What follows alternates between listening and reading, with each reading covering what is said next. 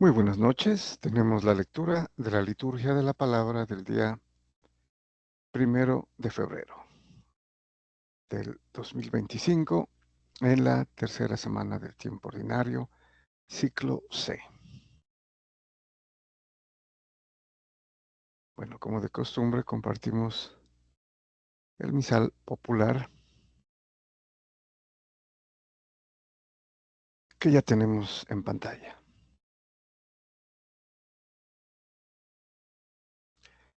Muy bien. Entonces, empezamos un nuevo mes de febrero. Muy bien, la primera lectura continúa el desarrollo de la carta a los hebreos. Tenemos el capítulo 11, versículos del 1 al 2 y del 8 al 19. Muy bien, nos dice entonces el autor de la carta a los hebreos. Hermanos, la fe es fundamento de lo que se espera y garantía de lo que no se ve. Bueno, esta es una de las definiciones más, más sencillas, ¿no?, que hay en el Nuevo Testamento, especialmente aquí. Pero también lo va a decir San Pablo, ¿no?, en sus cartas. La fe es fundamento de lo que se espera y certeza de lo que no se ve. Sería una traducción un poco más apegada al griego. Inclusive en fundamento el griego utiliza el término hipóstase o hipóstasis, ¿no?, que sería, eh, ¿cómo decir?, la sustancia de lo que se espera. Eh, por eso aquí se utiliza el término el fundamento, la esencia, ¿no? La fe es la esencia, el fundamento de lo que se espera. Es lo más importante. Entonces, se espera, hay una afinidad, ¿no?, entre la fe y la esperanza. Sin embargo, habría que también observar que aquí la fe, como la va a decir luego en el desarrollo de esta carta, el autor, es más como la confianza en alguien, ¿no?, que sería en Dios. Aquí la fe en Cristo, la fidelidad también se puede utilizar, ¿no? Eh, del griego pistis o pisten, tener fe, puede ser también tener confianza y ser fiel, porque inclusive es más, podría ser un poco más adecuada, ¿no?, a lo que sigue. Ser fiel, pero tener confianza. Fiarse de, ese sería, ¿no? Fiarse de alguien, que aquí es obviamente de, de Dios. Veamos. Continuamos. Por ella son recordados los antiguos. Por la fe obedeció a Abraham a la llamada y salió hacia la tierra que iba a recibir en heredad o en herencia, ¿no? Bueno, entonces, por esta fidelidad, esta confianza, este fiarse de, ¿no? Abraham, dice, obedeció. Aquí lo importante es que él obedeció. O sea, no es una fe teórica, ¿no? No es una fe muerta. Es una fe que lleva hacia hacer algo. Y entonces, obviamente, Abraham creyó, confió en Dios, ¿sí? Se fió de lo que él le decía. Lo creyó en realidad. Pero obedeció. De lo contrario, no. O sea, la obediencia sería aquí la prueba de que esta persona creyó, tuvo fe, tuvo confianza, se fió, fue fiel a lo que le dijo, a la promesa, ¿no? que es precisamente el objeto. Y salió, ¿no? Salió hacia la tierra que iba a recibir en heredad, sin conocerla, ¿no? Porque era tal su confianza en la promesa, en lo que le había prometido Dios, ¿no? Y obedeció y salió. Y aquí lo dice, ¿no? Salió sin saber dónde iba. Por la fe vivió como extranjero en la tierra prometida, habitando en tiendas, y lo mismo Isaac y Jacob, herederos de la misma promesa, mientras esperaba la ciudad de sólidos cimientos, cuyo arquitecto y constructor iba a ser Dios. No, aquí sí es importante una observación, ¿no? Entonces, Isaac y Jacob, los hijos de Abraham también, ¿no? Pero especialmente Isaac, ¿no? Porque fue el heredero, o sea, el milagro, el don que hizo Dios de que Sara, la esposa de Abraham, concibiera a su vejez, ¿no? Eh, 80 años. Y porque él es el hijo de la promesa, se dice, ¿no? Isaac. Y su hermano Jacob también. Hizo como descendencia, ¿no? Isaac y su hijo Jacob. Eh, entonces ellos eran herederos de la misma promesa. Entonces Abraham, Isaac su hijo y Jacob hijo de Isaac. Esperaban la ciudad de sólidos cimientos, cuyo arquitecto y constructor iba a ser Dios. Podríamos inclusive aquí se refiere a la ciudad celestial, a nuestra patria celestial, ¿no? Pero también es figura de la iglesia, porque el arquitecto, el constructor, recuerden Mateo 16, 18, ¿no? Y sobre esta roca construiré mi iglesia, que es la Jerusalén celestial, ¿no? De Apocalipsis. Bueno, por la fe también Sara, siendo estéril, obtuvo vigor para concebir cuando ya le había pasado la edad, porque consideró fiel al que se lo prometía.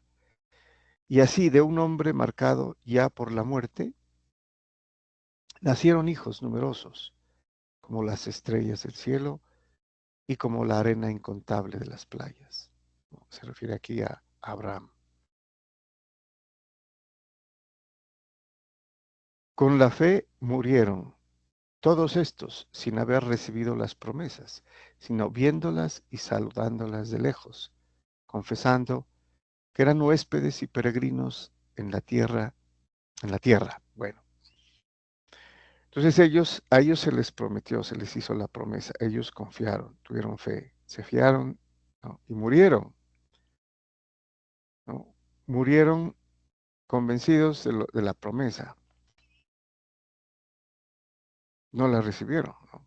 Porque no era para ellos en ese momento, en ese tiempo, sino para la descendencia de ellos, ¿no? La descendencia de Abraham.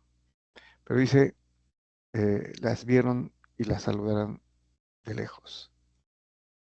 ¿Por qué? Porque ellos sabían que eran peregrinos, ¿no? En la tierra, caminantes, que iban hacia una patria, ¿no? Y aquí la llaman patria celestial, el cielo. Para ellos era Canaán, la tierra prometida, a la cual llegaron, ¿no? Pero no llegó Abraham, ¿sí? Después de la salida de Egipto no llegó Isaac, no llegó Jacob, solo sus descendientes. Es claro que los que así hablan están buscando una patria, pues si añoraban la patria de donde habían salido, estaban a tiempo para volver. Pero ellos ansiaban una patria mejor, la del cielo. Aquí lo dice en el Nuevo Testamento, el autor de la carta a los Hebreos. Para ellos era Canaán, la tierra prometida, ¿no? La tierra que emana leche y miel. Pero como lo dice aquí el autor, ¿no? Ellos ansiaban una patria mejor, ¿no? Posiblemente implícitamente sabían que solamente ese era un peregrinar, que los que iban a recibir todo esa era su descendencia, ¿no? Como era la promesa de Dios a Abraham. Por eso Dios no tiene reparo en llamarse su Dios, porque les tenía preparada una ciudad. O sea, no una región, una ciudad, que es la ciudad celestial. Por la fe, Abraham, puesto a prueba, ofreció a Isaac. Ofreció a su hijo único, el destinatario de la promesa, del cual le había dicho Dios, Isaac continuará tu descendencia. Bueno, aquí habría que hacer una pausa, ¿no? Habíamos dicho que Isaac era el objeto de la promesa, el heredero, ¿no? Que fue concebido milagrosamente de Sara, que ya había terminado, ¿no? Su ciclo menstrual, y ya no podía tener hijos, la edad, ¿no? Por 80 años. Abraham tenía 90. Y, y le había prometido que él sería el descendiente, ¿no? Por él serían bendecidas todas las naciones, o sea, el heredero. Pero ahora le dice que que lo sacrifique, que lo ofrezca como sacrificio. Pero tal era la fe y la confianza, la fidelidad a las palabras de Dios de Abraham, que él dice, ofreció. Aquí el verbo está en pasado, ¿no? Ofreció a su hijo único, porque no dudó, lo hizo con convicción, ¿no? Claro que lo detuvo el ángel, dice, ¿no? En el momento. Pero la intención era más importante, que en realidad ofreció, ¿no? Lo otro fue circunstancial. Pero aquí eh, continúa el autor de la carta a los Hebreos. Pero Abraham pensó que Dios tiene poder hasta para hacer resucitar de entre los muertos, porque no dudó, ¿no? En sacrificar a su hijo, no dudó. Y fue con él al altar, ya estaba listo para inmolarlo, para degollarlo, eh, porque tal era su fe, su confianza y su fidelidad que él decía lo va a resucitar porque él es el heredero de la promesa, ¿no? De donde en cierto sentido recobró a Isaac. Aquí en el griego se utiliza la palabra eh, figura, ¿no? Que traducido sería figura. De donde Isaac es figura. ¿Figura de quién? Figura de Cristo, ¿sí? Figura de Cristo. Porque él no era el que iba a morir como sacrificio, ¿no? No era ese padre que iba a sacrificar a ese hijo. Era el Padre, Dios Padre, el que iba a dar como don a su Hijo unigénito, Jesucristo, como sacrificio para la salvación de todas las naciones. A eso se refiere. Y también como figura porque hay un aspecto aquí de la resurrección. Isaac, según Abraham, que lo ofreció, prácticamente resucitó, ¿no? No en el sentido legal, porque no murió, pero se recuperó.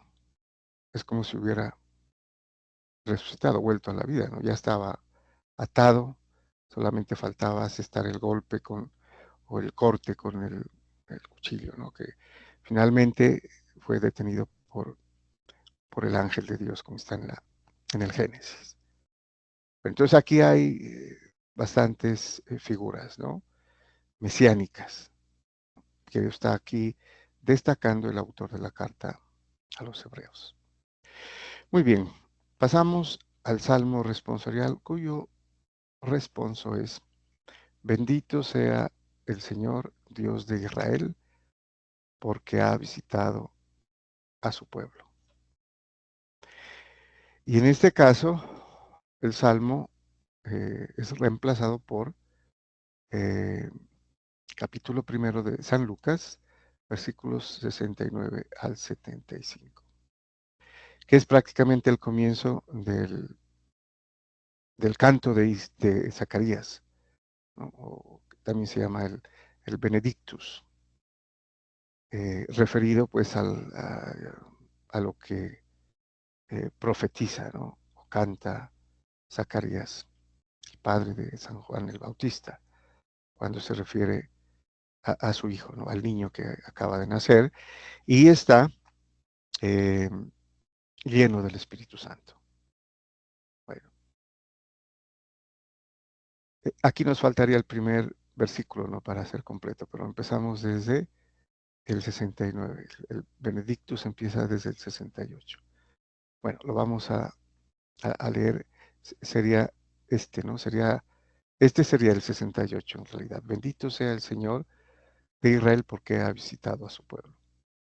El responso sería el 68, donde empieza, ¿no? El cántico de Zacarías. Pues es importante aquí detenernos porque, pues, miren, la visitación de la Virgen María a su prima Santa Isabel es importante inclusive en los términos, porque visitación es la visita que hace, ¿no? ¿Quién visita?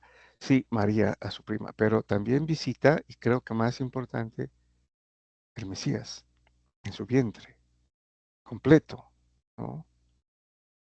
Dios mismo, su espíritu, el Espíritu de Dios está en el vientre de la Santísima Virgen María, y es el que saluda, ¿no? ¿No?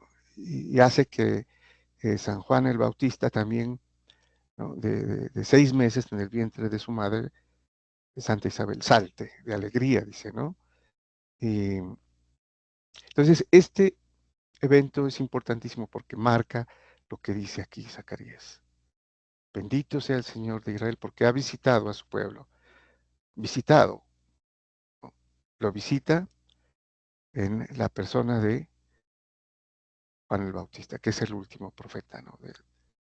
Del judaísmo, digamos, del Antiguo Testamento. El último del Antiguo Pacto. Y entonces ha visitado a su pueblo, porque de ahí empieza todo, ¿no? Bueno, y continúa entonces con el versículo 69, suscitándonos una fuerza de salvación en la casa de David, su siervo, según lo había predicho desde antiguo por boca de sus santos profetas. Claro, todos los profetas, ¿no? Eh, clamaban, ¿no? Que Dios iba a visitar a su pueblo. Y aquí está, ¿no? La visitación. Tenemos el segundo misterio gozoso, ¿no? El Santo Rosario, la visitación de la Santísima Virgen María a su prima Santa Isabel, que es precisamente en este contexto, ¿no? La visitación del mismo Dios a su pueblo. Es la salvación que nos libra de nuestros enemigos y de la mano de todos los que nos odian, realizando la misericordia que tuvo con nuestros padres, recordando su santa alianza. Bueno, entonces es inclusive parte de la alianza también, ¿no? Y muestra de la misericordia que ha tenido con el pueblo judío, ¿no? Porque todo esto sucede en un contexto judío. Y también es importante la salvación, ¿no? Es la salvación la que visita, que es Cristo, ¿no? Porque Cristo es Dios, salva, recuerden.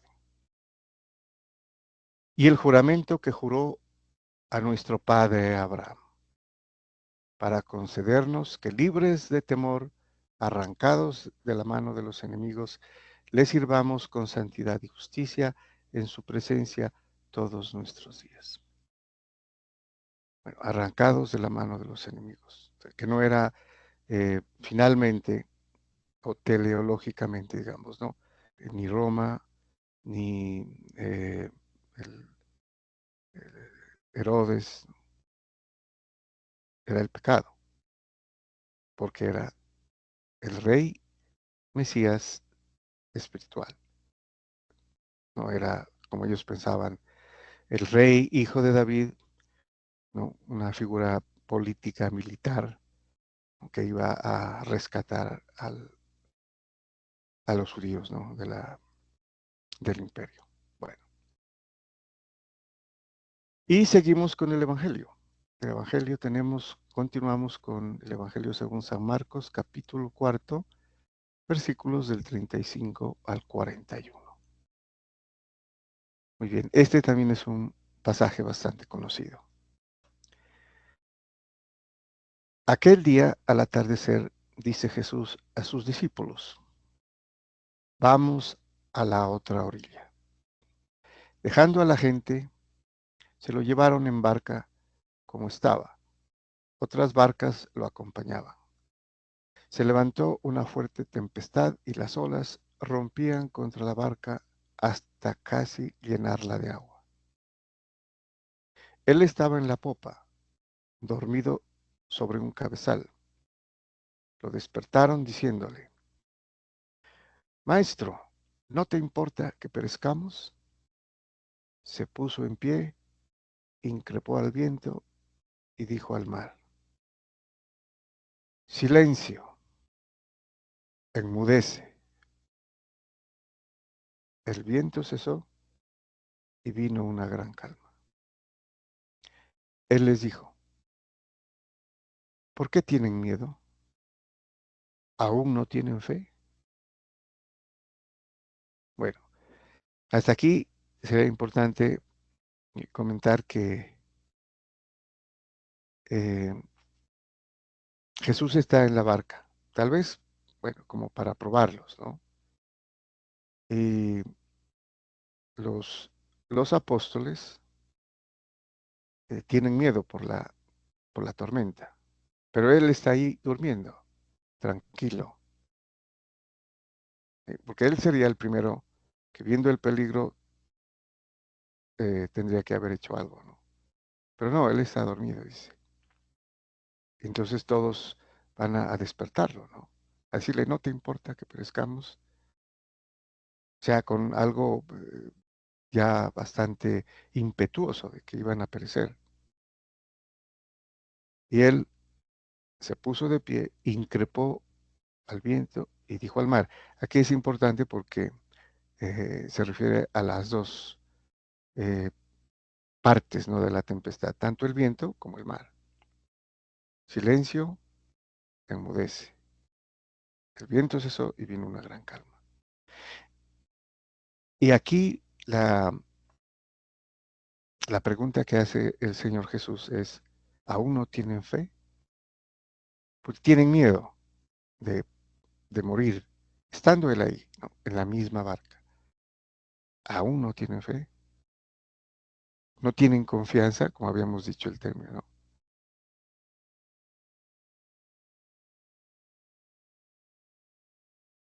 ¿No creen que estando conmigo están a salvo? Podríamos decir que es un miedo natural, ¿no? Y como está comenzando, es el capítulo 4, ya han visto ellos algunos milagros, ¿no? Sin embargo, eh, todavía les falta. Y esta es una prueba que pone en evidencia, ¿no? Que la fe es un proceso y crece a través de las obras, de la confianza, de la puesta por obra de las palabras del Señor en el Evangelio, de cumplir los mandamientos, ¿no? Especialmente el mandamiento del amor. En esto, pues, habría que reiterar, ¿no? ¿Aún no tienen fe? Se llenaron de miedo y se decían unos a otros, ¿pero quién es este? Hasta el viento y el mar le obedecen. El viento y el mar a quienes se dirigió. Aquí en la versión de San Marcos, ¿no? Entonces, aquí podremos decir, ellos ya han sido testigos de algunos milagros, ¿no? Pero están comenzando. Ahora dice, ¿quién es este? Tiene poder sobre los fenómenos cósmicos naturales, ¿no? Y aquí también podríamos decir, él está empezando a revelar no solamente su mesianismo, el cual ellos ya podrían aceptar, pero también su divinidad. Muy bien, muchas gracias y bendiciones.